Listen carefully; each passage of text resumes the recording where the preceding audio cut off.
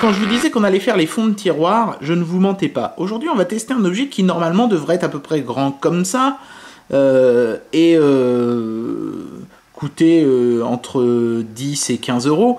D'ailleurs, j'ai fait une photo dans un magasin de jouets, regardez. Voilà, et maintenant, prenez le même jouet, ratatinez-le à un point tel que ça devient totalement inutilisable et impossible de jouer avec, et vous obtenez ceci. Alors, vous pouvez remarquer que nous sommes en présence d'un produit qui est vraiment très générique, puisqu'il est simplement marqué Toys sur l'emballage, ici. On retrouve nos amis spermatozoïdes dépressifs, logos qui sont pas de la bonne couleur et compagnie.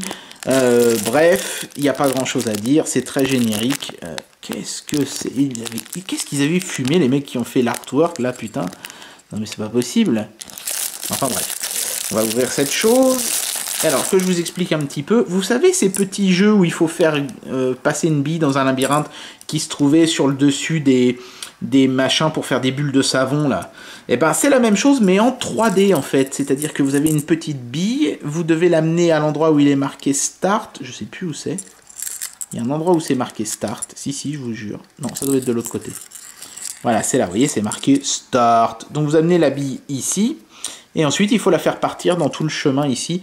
Le seul problème, c'est que cette bille, elle est vraiment trop petite à cause de la miniaturisation du machin. Ce qui fait que, vous voyez, rien que pour l'amener sur Start, je vais avoir un mal de chien. Je vais essayer quand même. Voilà, j'y suis.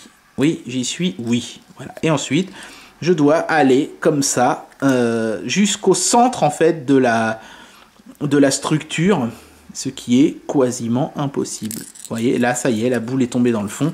Donc, l'idée de base de ce truc est bonne. Quand on a une bille qui est grosse comme ça et qu'on a un labyrinthe qui est bien foutu et tout, c'est jouable. Mais dans un petit machin comme ça, ça n'est pas possible. Heureusement, ce truc ne coûtait que 35 centimes, je crois.